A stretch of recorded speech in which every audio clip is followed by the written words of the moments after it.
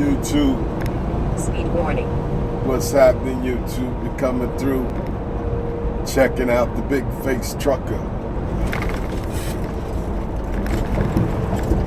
I'm gonna see how this goes, but I know I only got like 15 minutes, but this goes out.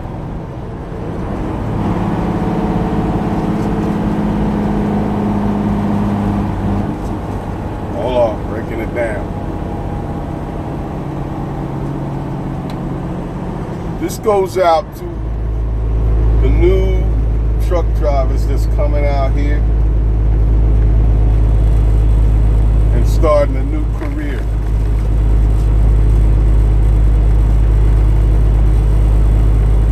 Now, everybody's going to be on some different type of thing, you know. For the ones that want to go get the CDLs, there's some options out there. WIA, that's a grant. Never have to pay it back. You can sign on to a company and run with them for about a year, which I wouldn't recommend, but some want to go that route. Me, myself, or you could pay. Either or you could find a CDL, somebody that owns a Class A, that has a truck and doing their thing, and they could train you, and you go down and take the test. I think if I would have thought of that, I would have found somebody that could train me. But WIA paid me. I got good training through Georgia Academy. Good training. Came out honest. So the biggest thing that I didn't want is to go to a carrier and sign up with them just to say, oh, all right, I work for Stevens, or I work for this company, and they're gonna give me my CDLs, and they're gonna put me on the road, and I'll be driving in a truck, but you don't know how much money you're gonna be making. So if you're hungry in this, you'll shoot for spots like mom and pops that will take you on. I would recommend a new CDL. Don't lock yourself in with no company. Go there, get your 6 months experience in. All right, get that safety, get all that safety stuff in. Go to good quality companies, and after your 6 months of experience, you can find a way of making some more money. Don't get complacent with a company that you feel like you're making more money, and you making more money than what you was making before. Don't get complacent. Find another spot to make some more money, because as time goes by, your cents per mile will go up if you're hungry. If you're not hungry, you're gonna stay there. You're gonna run it until the point where you realize that time is the essence, and really you don't want to be out there working 3-4 years, 2 years, 1 year, 2 years, and making 26 cents, 36 cents of slave labor. Speed warning. All right, there's companies that I know that will take you on 6 months, and you can start off with 54, 52, 54 cents. I also say when you go get your CDLs, go get all your endorsements. Get all your endorsements, because you never know, a company might be 99% hazmat and paying 54, 56 cents. That's good money if they got the miles. All right. then that's how I went to a company that was paying 54 cents a mile.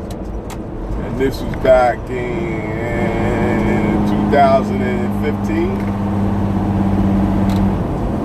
2015, and they ran me red, man.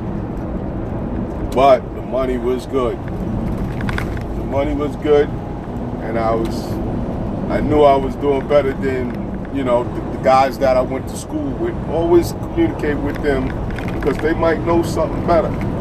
But there's some people that is greedy and they won't tell you where you at or where they at because they think that you're gonna take their money. There's enough money, enough freight out here for everybody. So, you know, you go to school, get all that safety. All that stuff matters. All right? When I got out of school and I went to Maverick. I went to Maverick to learn flatbedding. And I realized flatbedding, it's money. But it's a hard way to work. And when I found out my trainer was only making $900 a week, that was a no-no for me. Alright? And he's been there probably like, I think he said he'd been there about 15 years. 15 years making $900 to $1,000 a week. He said his highest was $1,200. I was like, well, I just came out of my garage working on cars at my house, making that kind of money. He looked at me kind of crazy. Speed warning. That's when I knew that was my exit. So I exited that and I found me a mom and pop in Georgia, Seal Masters. And it was tankers. All right. Seal Masters had me at 51 cents a mile. I was home every day. I had a truck with a sleeper. They didn't have enough miles for me, so I continued my car hustle on the side, repairing BMWs and Mercedes and Hondas. I continued that shop, and Speed warning. it made up for the money that I needed. But I was at Seal Masters only for the experience. The day I got 6 months in with them, all right, I signed on to a carrier by the name of Silvercom. Speed warning. Silvercom was good money. That's that hazmat company I'm talking about. Started me off with 54 cents a mile, and they ran me red. But it was a good red. They had a little mess-ups with as far as pay, but they straightened it all out. It's also a mom and pop out of Melrose, Chicago. No complaints there. Yeah, some things it was kind of shady, but I kept it moving because I knew I wasn't going to be there long. So I stayed at Silvercom a whole year. And one thing you don't want to do is keep jumping around from spot to spot trying to get the better dollar, because your history is going to look like you're not stable. So if you get at a spot, stay as long as you can, 6 months to a year. Alright? And then you work your way up. I could almost guarantee you, once you get your year experience, then you're going to be at a place where you're going to say, yeah, I'm making good money. You know? Speed warning. Some of y'all might want to be home, so you start looking into day cab driving and the local. But you got to have your goal. You got to stay focused. All right? And if you got a wife or husband, they got to be on the same team as you. They got to be have the same mindset. All right, so you stay focused to get the money. Look at the bigger picture. All right, the bigger picture is you down the line making over 150,000 a year. Bigger picture. Speed warning. So, you know, all that backing up and all that 90-degree alley dock and all that, you need to practice that over and over and over again. Now, when you get out here, Speed warning. if you're training with a company, got a trainer, he's going to take you to truck stops, and you're going to have to back in spots in there without hitting other people's trucks. All right? So, you know, you can go through that. What's the speed limit? Oh, I need to slow my head down. You can go through that and just get it in. Just get it in. Some of these truck drivers be stepping out here making $600, which is not worth it. It's not worth it staying in the damn truck and spending the night in it. Get out here, you want to set yourself and say, look, I need to make over $1,000, all right, in the beginning. And you can get it. Speed warning. You can get it. I did it. You can do it. You can get it. Don't tell nobody, nah, that's a crazy price, blah, blah, blah. And don't work yourself hard out here. Some people work hard. You got to work smart, all right? I chose dry van because dry van, all I have to do is walk up in there with a bill of sale. I mean, a bill of lading, sign it and walk out. Don't have 99% don't touch freight. So, you just got to be smart at it. Be smart at it. Stay focused. Main thing. You can stay focused and keep your nose clean and good.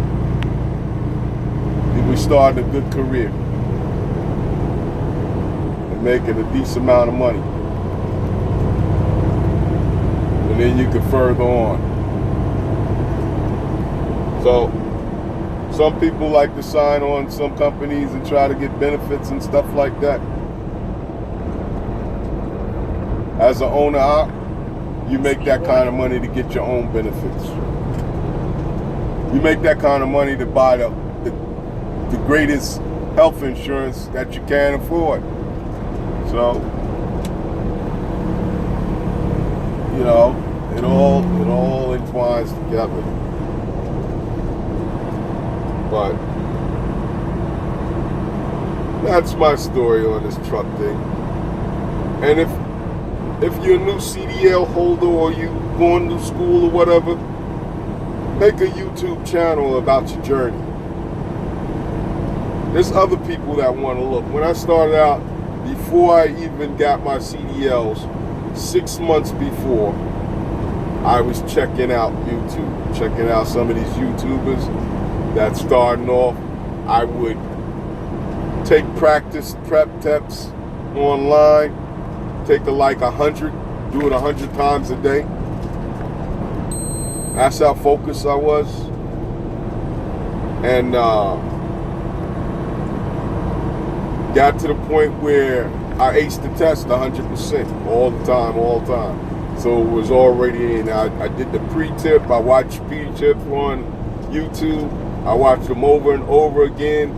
Things I would miss, from tractor to trailer, front to rear. Stuff I wouldn't miss. The only thing I missed doing my pre-trip was the fire extinguisher, and it was located in a different place. I took a test in a day cab. That's another thing. If you can take your test in the day cab, you're going to pass. That was the school model. Everybody passed. And they picked the easiest vehicle to pass to get your Class A's. And that was a day cab because I had that window. It's kind of tough in a sleeper in the beginning, but you can still do it. It depends how many times you do it, the repetition. So, you do what you gotta do. But look, YouTube, I'm just dropping that here. I know it's 5 o'clock in the morning and I got 15 minutes and 3 minutes. I gotta go. Peace.